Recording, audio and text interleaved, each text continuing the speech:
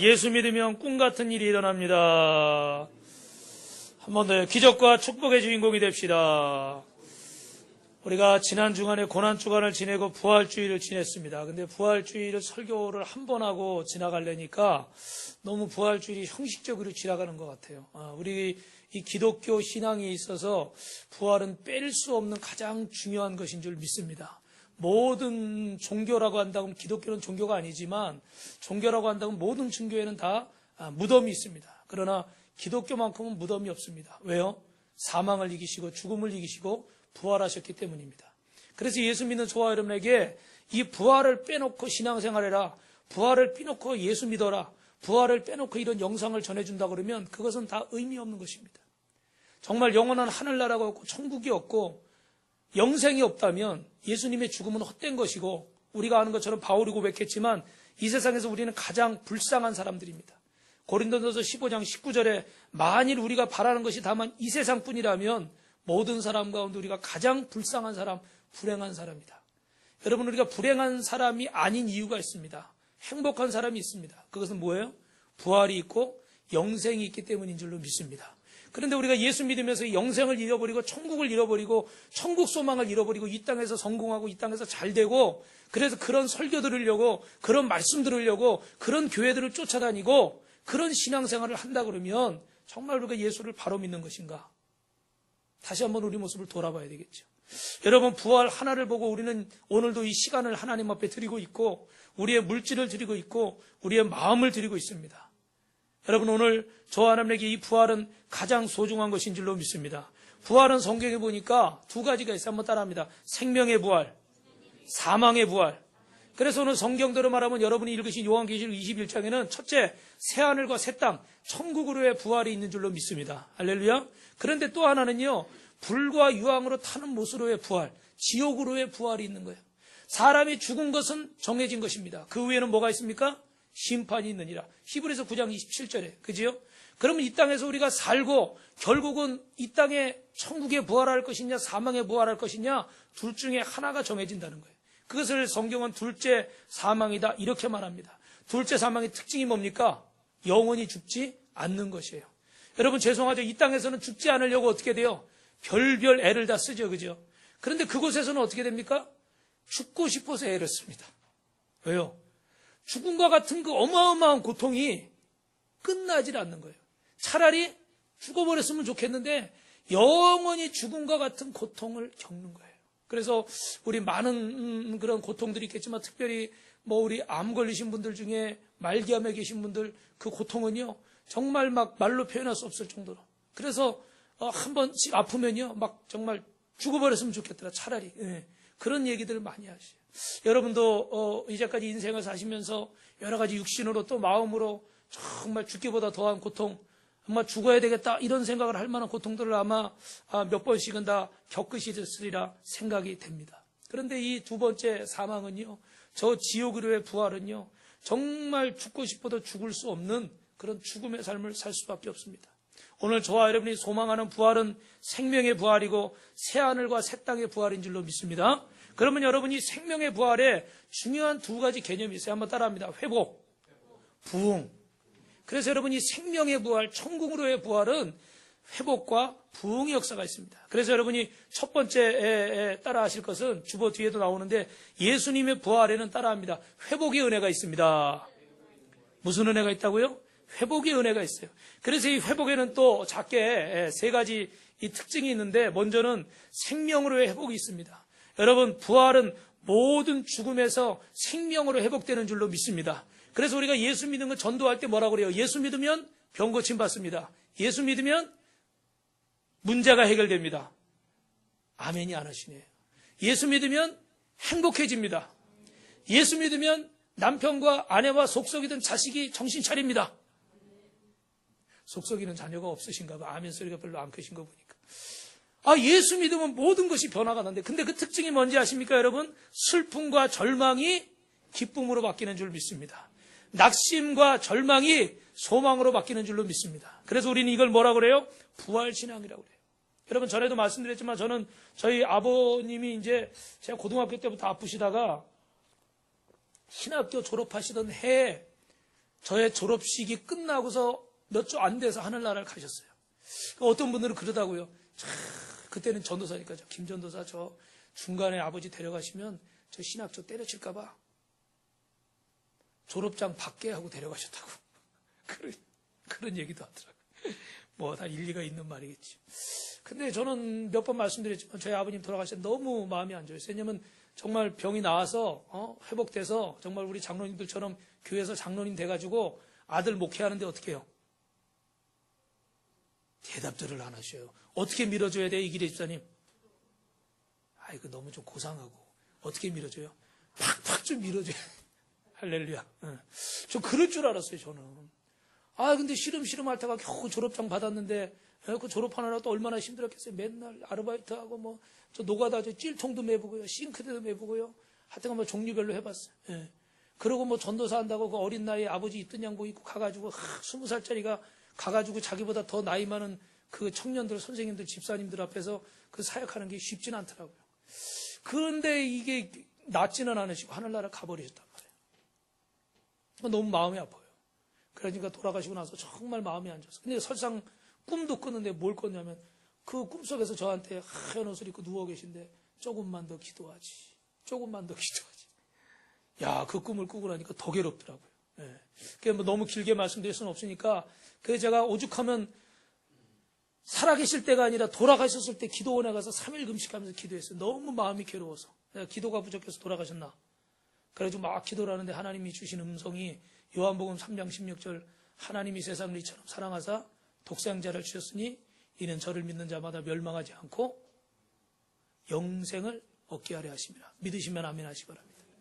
이 땅이 끝이 아니구나. 영원한 생명이 있구나. 그곳에는 더 이상 오늘 여러분이 읽으신 말씀처럼 병들고 고통받고 아프고 괴로운 것이 없는 줄로 믿습니다.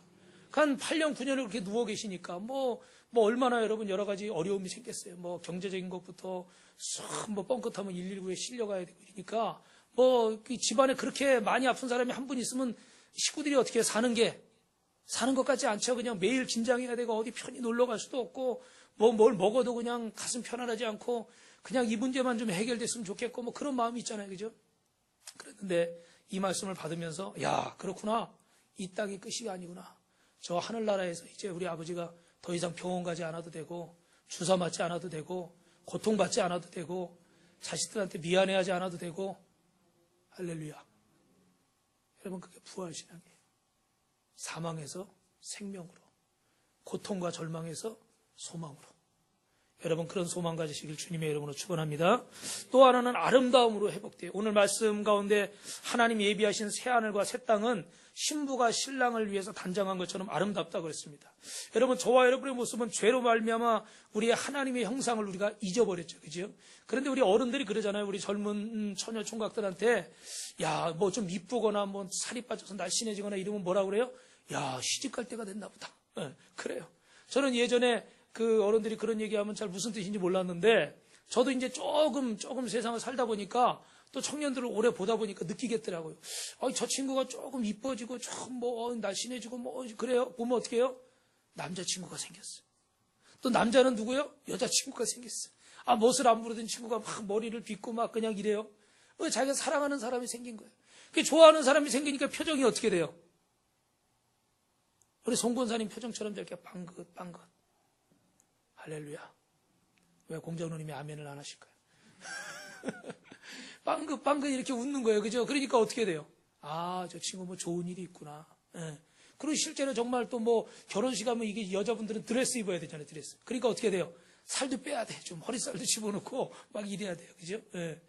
그런 모습들을 보면서 야, 저 시집 가려고 그러는구나. 신부 되려고 그러는구나.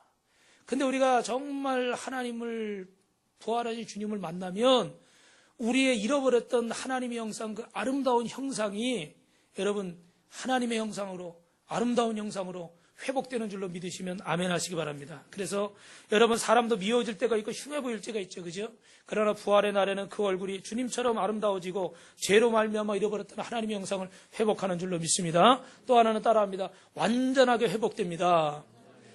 여러분, 세상에는 완전한 게 없습니다. 다 우리가 오늘도 살고 있고 뭐 건강한 것 같지만 이게 다 불안합니다. 예, 뭐 10사람 중에 몇 사람 이상이 암에 걸린다고 그러고 몇 사람 이상이 어떻게 실패하고, 여러분 교회도 그래요. 교회도 1년에 통계청에서 한 4,000개가 넘게 생긴답니다. 그런데 3,000개에서 3,500개가 1년이면 문을 닫는다고 그래요.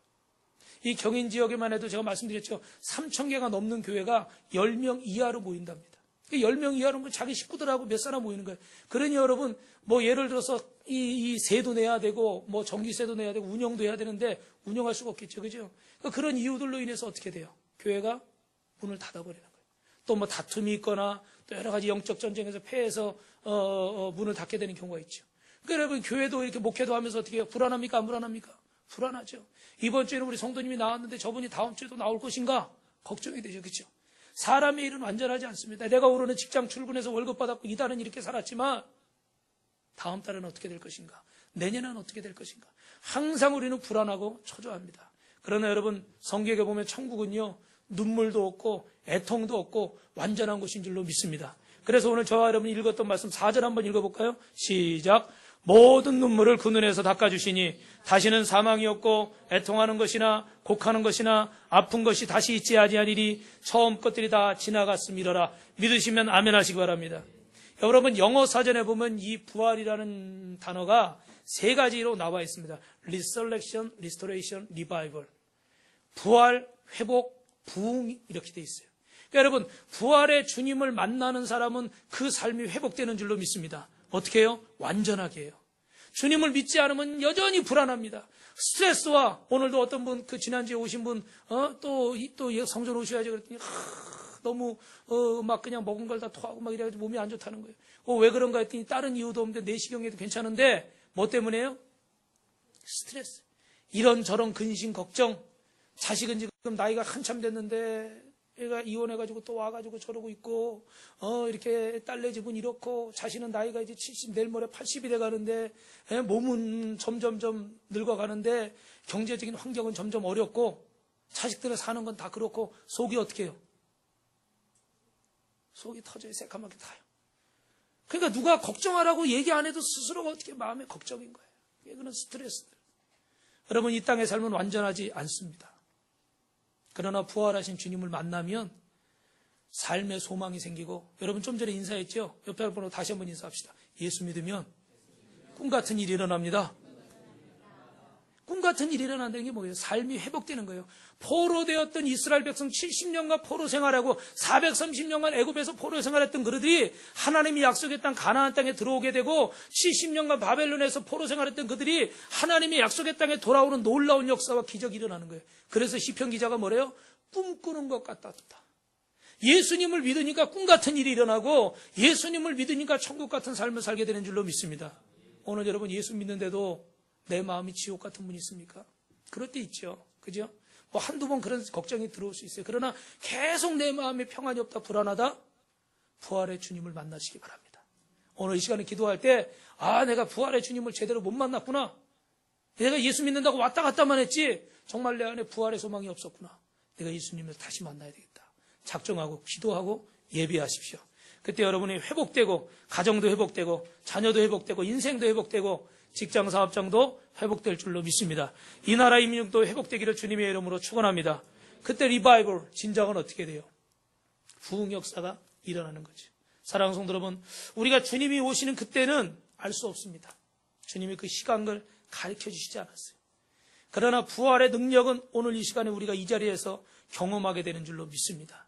정말 예수님을 바르게 믿고 온전히 믿으려고 하면 죽음과 실패가 생명과 성공으로 회복되고, 이 악함과 추함이 선함과 아름다움으로 회복되고, 오늘 우리 교회와 우리의 삶에 진정한 부흥 역사가 임할 줄로 믿습니다. 할렐루야. 두 번째로 따라합니다. 구원과 부활은 오직 믿음으로 살 수 있습니다. 부활의 능력이 두 번째 안 나왔네요. 부활의 능력이 우리의 삶에 나타나길 원한다면 그것을 어떻게 해야 됩니까? 사모해야 되고 욕심을 내야 됩니다. 세상의 어떤 지식이나 어떤 권세로 구원과 부활을 얻을 수 없습니다. 우리가 아이들이 공부하는 걸 보면 어른들이, 부모님이 대부분 어떻습니까? 성에 안 차죠. 나름대로 한다고는 하지만 참 이게 열심히 하는 것 같지 않죠. 보면 어때요? 좀 집중해서 해야 되는데 대면대면이에요. 그냥 대충. 그러니까 뭐라 그래요? 너 그래가지고 대학 가겠니? 이런 얘기들 많이 하죠. 그죠? 근데 사랑하는 성도 여러분, 우리가 예수 믿는데 어떻게 믿고 계십니까? 아, 목사님 또 오늘 일주일 만에 또 오늘 나왔는데 또 저러시네. 죄송합니다. 예수님을 어떻게 믿고 계십니까? 대충 믿고 있지 않나요? 너무 대면 믿고 있지 않습니까? 우리 주님이 우리를 보시고서 뭐라고 그러시게요? 얘야, 그래가지고 천국 가겠니? 물론 예수님을 내 구주로 영접하면 천국은 약속도 있어요. 그러나 여러분, 분명히 이 땅에서 어떻게 믿었는가에 따라서 우리의 상급은 달라지는 것입니다. 그래서 성경에 나온 대로 말씀드리는 거예요. 그래서 못 믿는다, 이런 얘기를 드리려는 게 아니라 잘 믿자는 겁니다. 대충 믿지 말고 열심히 믿자. 제가 전에 한번 말씀드렸잖아요. 예수 믿는데 한번 여러분 주위에서 여러분 가족이나 친지나 이웃에게 아유 저 예수쟁이 그런 얘기 한번 들어보신 분 있으면 손 들면 쑥스러우니까 저한테 윙크 한번 해보세요. 저만 보게. 네. 할렐루야. 할렐루야. 예수님을 우리가 마음을 다해서 믿어야 돼요. 국민일보에 보니까 예전에 이렇게 여러 가지 간증들을 모아놓은 책인데요. 거기 그런 얘기가 있어요. 작은 개척교회인가 봐. 새벽 예배인데 목사님 사모님이 비가 많이 오는 새벽에 그래가지고 기다리다 아무도 안 오셔서 이렇게 문을 닫고 두 분이 기도하시려고 그러는데 갑자기 할머니 한 분이 막 오시는 거예요. 그래가지고 너무 반가워가지고 아유 이렇게 비가 많이 오는데 할머니 어떻게 오셨어요? 그랬더니 뭐라고 그랬다고 그랬죠? 제가 몇 번 말씀드렸는데 이렇게 잊어버려 주시니 감사합니다. 했던 걸 또 할 수 있으니까. 뭐라고 그랬죠? 한번 따라 합시다. 비 온다고 천국 안 갑니까? 그죠? 비가 오나 눈이 오나 날씨가 좋으나 나쁘나 가야 되는 거잖아요. 그죠? 근데 어느 교회에서 목사님이 그랬대요. 이제 날씨가 좋은 화창한 어느 날 이렇게 딱 설교하러 이렇게 성전으로 들어가시는데 청년 하나가 마당에서 서가지고 한숨을 쉬면서 하늘 한 번 봤다, 땅 한 번 봤다, 막 이러더래요. 그래 무슨 걱정이 있어서 그런가 그러고 이 청년 무슨 일이 있어 무슨 걱정이 있어 왜 그래 왜 그렇게 한숨을 쉬어 그랬더니 뭐라 그래요? 예배드리기에 너무 아까운 날씨다. 여러분 이제 이렇게 날씨가 좋아지니까 막 꽃놀이 가고 싶고 막 그냥 결혼식도 있고 그렇죠, 그죠? 예. 근데 그래요. 날씨가 좋으면 좋아서 놀러 가야 되고 비 오면 어떻게 돼요? 비 와서 나가기 싫고 몸이 아프면 아파서 어디 나가기 싫고 언제 예배드리겠어요? 언제 1년에 52주 주일인데 그것도 일이 있으면 제대로 못 드려요. 사랑하는 성도 여러분, 비 온다고 천국 안 갑니까? 우리 여러분 아마 이 자리에 계신 분들은 다 아마 자신의 맡은 일들을 열심히 하시는 분들인데 여러분 예수 믿는 것은 그거보다 조금 더 열심히 하시기 바랍니다. 그래야 우리가 이 땅에서 첫째 직업은 뭐라고 그랬어요? 첫째 직업은 예수 믿는 게 첫째 직업이에요.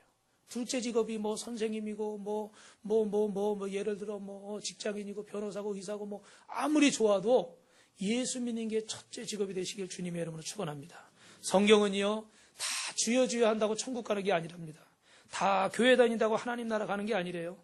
교회에서 봉사가 중요해요. 오늘도 이렇게 봉사하시고 또 애찬 준비하시고 또 이렇게 차량 운행도 하시고 이렇게 하시는데 봉사 열심히 하는 거 너무 아름답습니다. 그런데 봉사 열심히 한다고 다 그 믿음이 좋은 것도 아니에요. 여러분 정작 믿음이 없는 분들을 봅니다. 헌금 많이 한다고 꼭 구원 얻는 것도 아닙니다.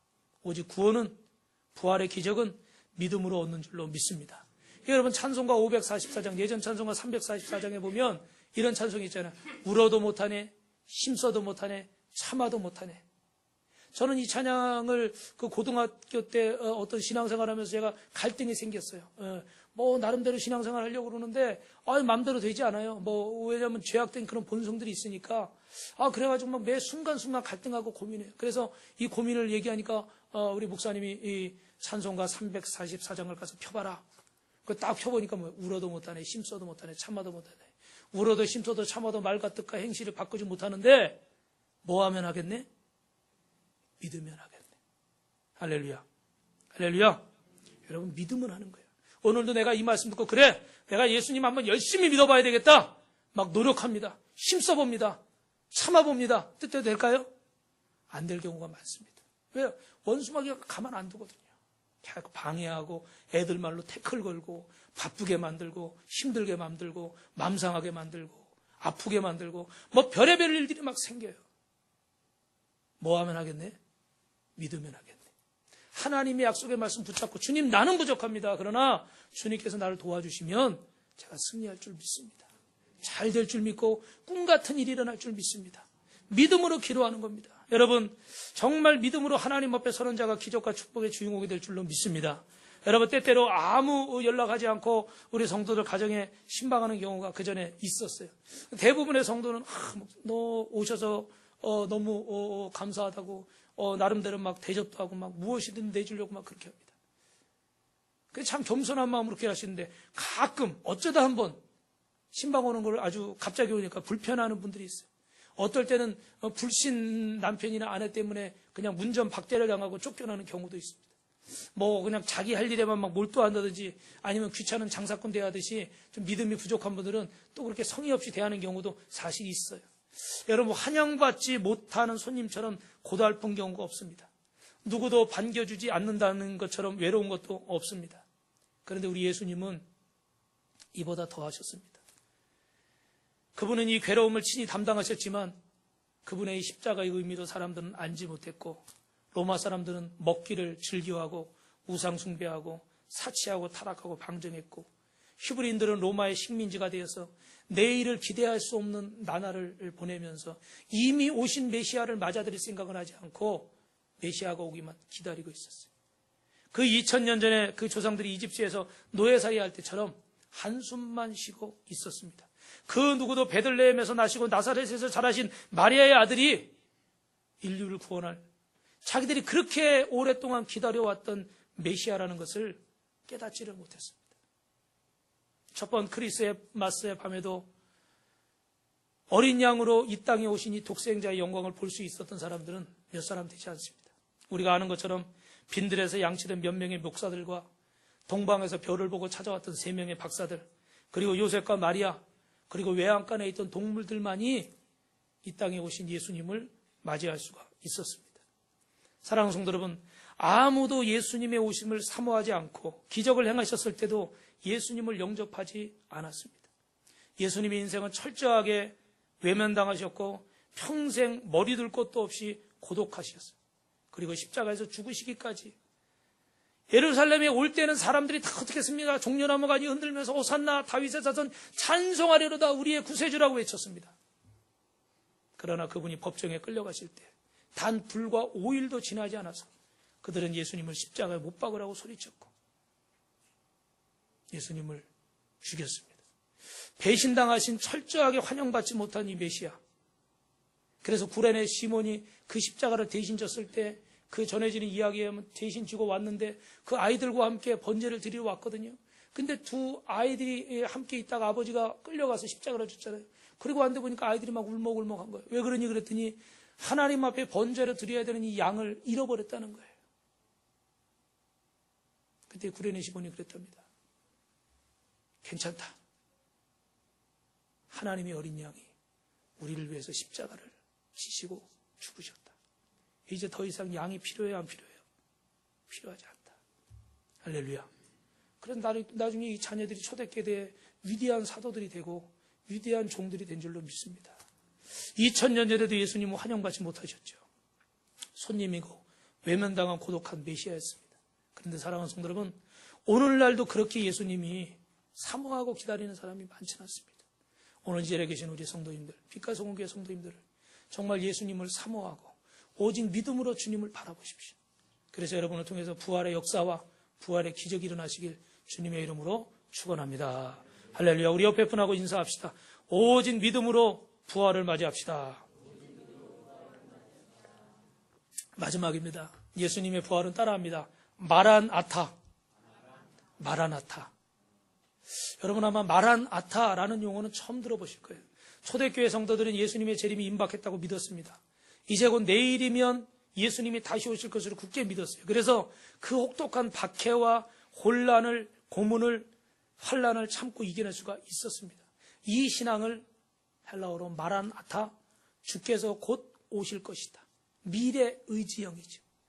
주님이 곧 오실 것이기 때문에 마라나타 하실 것이기 때문에 우리는 이 환난과 이 핍박과 오늘의 어려움을 견뎌낼 수 있다는 거예요. 경기장에서 굶주린 짐승들에게 내던짐을 당하며 온몸이 갈기갈기 찢겨지고 산채로 화형을 당하고 그 불꽃이 되어서 그 로마 시내 곳곳에 걸려서 횃불에 그 부어진 그 기름처럼 내 온몸을 불태우고 있을 때 자신의 아내와 자녀가 고문당해 죽어가는 그 모습을 쇠사슬에 묶여서 보면서도 믿음의 길을 벌릴 수 없기에 주님을 부인할 수 없기에 순교하고 있을 그때 마라나타, 주님이 곧 오실 것이다. 바로 뒤에 오실 것이다. 할렐루야. 이렇게 기다린 거예요. 주님이 곧 오신다고. 여러분, 주님이 곧 오실 줄 믿습니다. 그런데 여러분, 거듭되는 박해에도 불구하고 내가 죽어가고 내 사랑하는 아내와 남편과 자녀가 내 형제가 죽어가는데도 불구하고 주님의 재림은 이루어지질 않습니다. 그래서 마라나타, 곧 오실 주님을 기다리던 이 초대교회 성도들의 기도가 탄식의 기도로 바뀌면서 마라나타, 주 예수여 어서 오시옵소서. 할렐루야. 곧 오실 줄 알고 기다렸는데 이 환난을, 이 고난을 겪고 목숨까지 바치고 있는데 안 오시는 거예요. 그 낭망할 수 있지 않습니까? 그죠? 그런데 낭망하기보다는 다시 한번 마라나타, 주 예수여 어서 오시옵소서. 곧 오신다고 그러지 않았었습니까? 주님 빨리 오십시오. 그 마라나타. 오늘 그래서 앞에 영상에 보여드렸던 한국교회 신앙의 아버지인 고 손양원 목사님, 사랑의 원자탄 손양원 목사님은 이 마라나타의 신앙의 아버지입니다. 우리가 조금 전에 주님 고대가라는 찬양을 잠시 들어봤는데, 여러분 이게 옛날 찬송이라 조금 젊으신 분들은 조금 맞지 않을 수도 있지만, 여러분 가사를 생각하시면서 아까 그 문둥이들의 그 고름을 빨아가면서 동인 동신 두 아들을 그 공산주의자들한테 죽임을 당했지만 그 원수를 용서해서 자기 아들을 삼아서 나중에 주의 종을 만들고 끝까지 예수님을 사랑하셨던 그 모습, 그 여러분 두 아들을 이렇게 얼마나 괴로웠겠어요. 그죠? 하나도 아니고. 근데 그런 마음을 안고도 주님을 원망하고 불평하지 않고 저 천국이 있고 주님이 살아계신 믿기 때문에, 부활 신앙이 있었기 때문에 이 찬양을 부르면서 위로받고 용기를 얻고 힘을 얻을 줄로 믿습니다. 우리 이 찬양 같이 한번 가사를 음미하며 불러봅니다. 낮에나 밤에나 눈물 머금고 내 주님 오시기만, 내 주님 오시기만, 가실 때 다시 오마, 가실 때 다시 오마 하신 예수님, 오 주여 언제나 오시렵니까?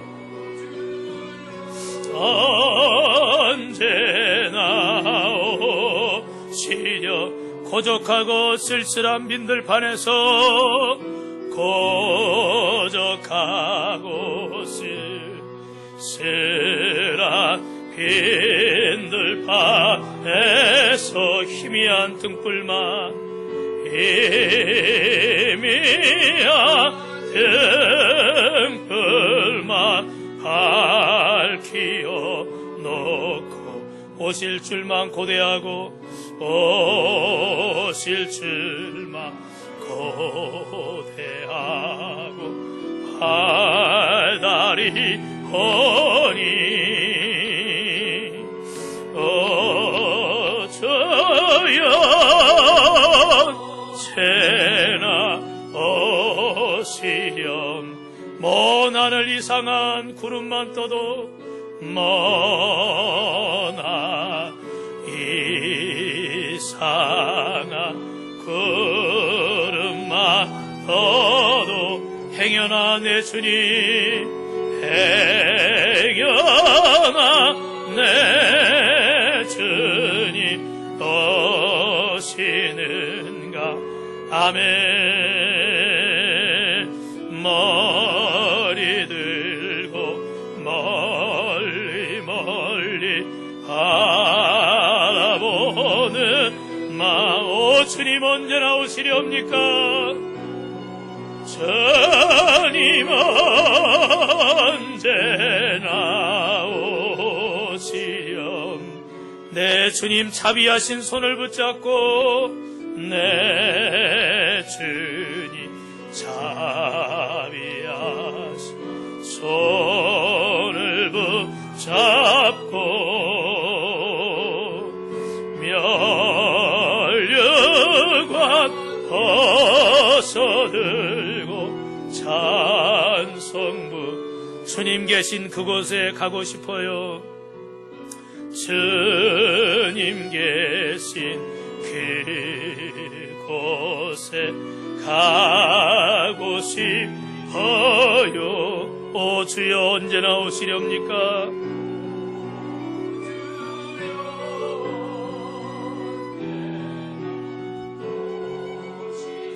신부 대신 교회가 흰옷을 입고 신부 대신 교회가 흰옷을 입고 기름 준비 다 해놓고 기름 준비 다 해놓고 기다리오.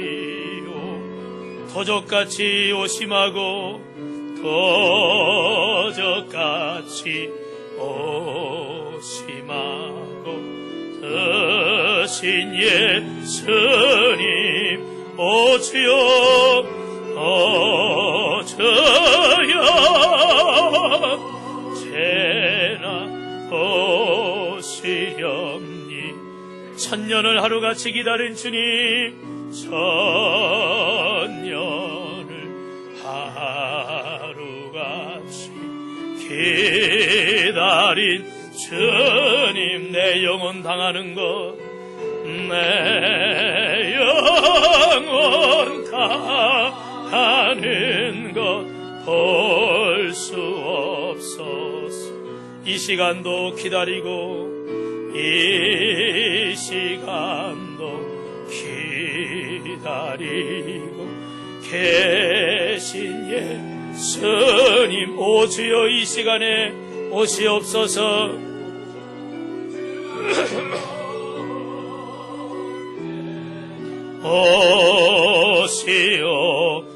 오시옵소서. 할렐루야. 마라나타, 마라나타. 큰 소리로 하셔야죠. 마라나타. 대충 믿지 맙시다. 열심히 믿읍시다. 이 말씀하고 마치겠습니다.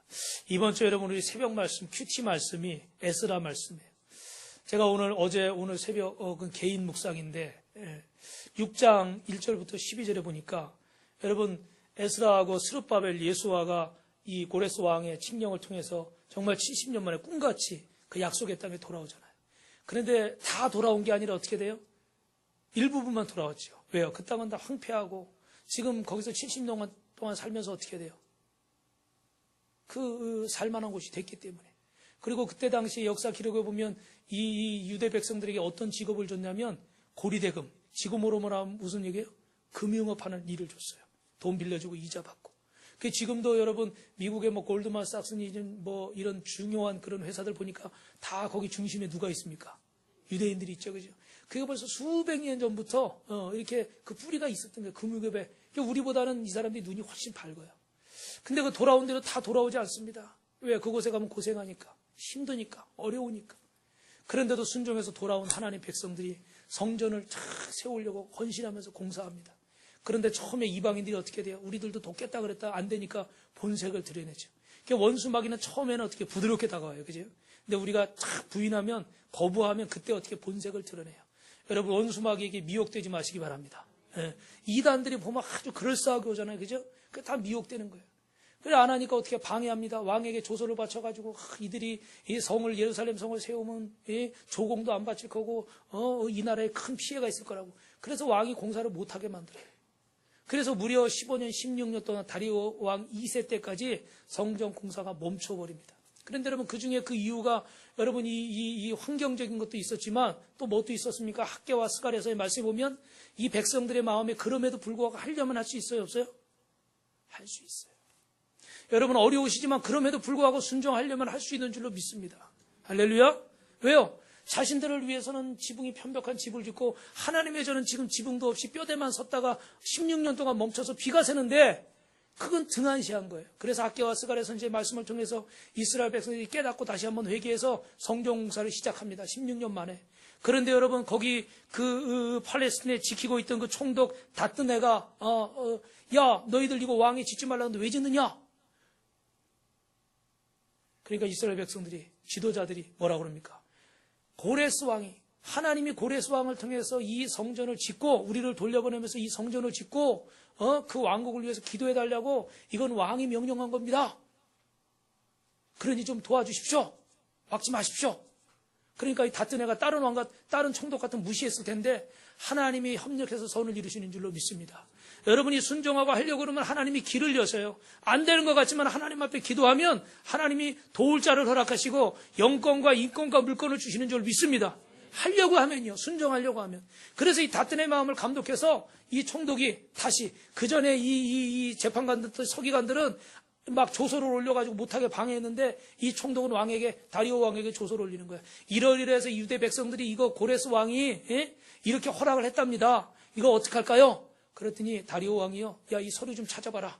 그 왕이 내린 명령서 찾아봐. 그때 명령서는 이 흙으로 이렇게 해서 굳게 하거나 아니면 돌에 새기거나 동판에 새겼기 때문에 지금 이런 종이들처럼요. 이렇게 막 창고에 쌓아두는 정도가 아니에요. 너무너무 많기 때문에 이 성에도 두고 저 성에도 두고 저기도 두고 그래서 찾기가 어떻게 될까요? 어려워요. 지금은 어디 가가지고 책 찾을 때도 어떻게 돼요? 탁 책 이름만 치면 어떻게 됩니까? 컴퓨터에서. 어디 딱 있다고 나오죠. 그죠? 그냥 아무리 넓은 데 가도 찾기가 쉬워요. 근데 지금은 그런 시대가 아닙니다. 이게 어디 숨어 있는지도 모르는 거예요.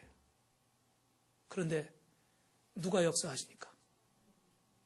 그렇게 좀 해보세요. 누가 역사하셔요? 하나님이 역사하시니까. 그 어느 성에 16년 전에 있는 거 지금도 제가 전자제품 오래 쓴 거 고치려고 보니까요. 뭐 법적으로 7년인가 9년이래요. 그래서 그 이후로는 부품을 안 만들어도 된대. 이렇게 발달한 시대에도 7년 뭐 몇 년 이상은 보증을 안 해줘요. 그렇게 큰 기업에서도. 근데 이 돌판에 새기고 막 이런데 동판에 새긴 이것들을 16년 만에 어디 있는 줄 알고 찾겠어요. 근데 하나님이 역사하시니까 찾았어요. 그리고 거기 내용을 다리오 왕에 딱 보니까요. 야, 정말 자기 그 선친께서 딱 명령을 내리신 거예요. 그리고 200성 성전을 짓게 해주고 뺏어왔던 성정의 기문들이 짜리는 강대상 뭐 이런 뭐 의자 이게 성전에서 쓰던 거 있잖아요. 금으로 도금돼 있으니까 다 빼갔었잖아요. 그죠? 뺏어갔는데 그거 다 돌려줘라. 그리고 기도하게 하고 필요한 물질도 주고 할렐루야. 하나님이 이렇게 멋지신 분이에요. 필요한 물질도 주고 그리고 우리 이 왕국을 위해서 기도하도록 저들에게 허락해줘라. 그 조서를 찾은 거예요. 그래서 다리오 왕이 명령을 내립니다. 그래, 예루살렘 성전 짓게 해줘라. 그리고 건너편에 있는 지역에 세금 거둔 거 갖다 줘. 필요한 거면 나무도 사고 쇠도 사고 뭐 못도 사고 망치도 사야 될 거 아니에요. 그죠? 그리고 매일 하나님 앞에 번제할 수 있도록 음식도 갖다 줘. 별로 아멘이 안 나오는 것이. 배들이 안 고프신가 봐요. 음식도 갖다 줘. 그래서 매일 번제 하나님 앞에 예배드리면서 우리 민족을 위해서도 기도하게 해. 우리 왕국을 위해서도 기도하게 해. 할렐루야. 참, 저는 오늘 새벽에 이 말씀 읽으면서 얼마나 은혜가 되는지. 참, 우리 하나님은 정말 멋쟁이시다. 정말 멋쟁이세요. 정말 불가능한 일인데 하나님이 하시니까 되는 거예요. 우리는 자꾸 안 할 이유를 찾아요. 그죠? 못하는 이유를 찾아요. 근데 여러분 역사는 어느 때 일어납니까? 순종하려고 할 때. 이게 부활의 신앙입니다. 죽은 자가 어떻게 살아나겠어요? 망한 자가 어떻게 다시 일어나겠습니까? 패배자가 어떻게 성공자가 되겠습니까? 가난한 자가 어떻게 부유한 자가 되겠습니까? 근데 예수 믿고 부활 신앙을 가지면 가난한 자가 부욕해 되고 패배한 자 같으나 성공한 자가 되고 죽은 자 같으나 산 자가 되는 줄로 믿습니다. 사랑하는 성도 여러분, 1년에 한 번만이 아니라 여러분 마음속에 매일매일 매순간 내 속에 부활의 신앙을 간직하고 여러분 가정과 직장과 사업장에서 맡겨진 사명을 감당하고 승리하는 우리 귀한 성도들 되시길 주님의 이름으로 축원합니다. 축원합니다. 옆에 분하고 한번 인사합시다. 부활 신앙 가지고 삽시다. 매일매일 그렇게 삽시다.